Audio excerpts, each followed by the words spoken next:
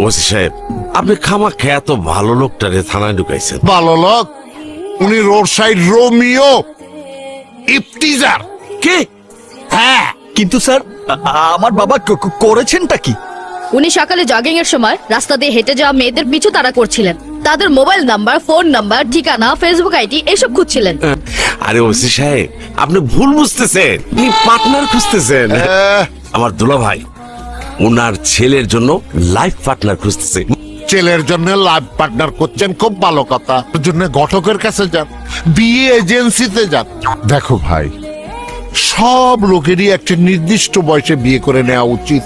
বিয়ে করে সুখে থাকবা এইরকম গ্যারান্টি আমি দিতে পারবো না স্যার। ও বাবা, তুমি এসব ছেলে মানুষই থামাবে? না, যতদিন তোর ভাই মেয়ে ঠিক না করবে ততদিন আমার এই ছেলে মানুষই চলতেই থাকবে।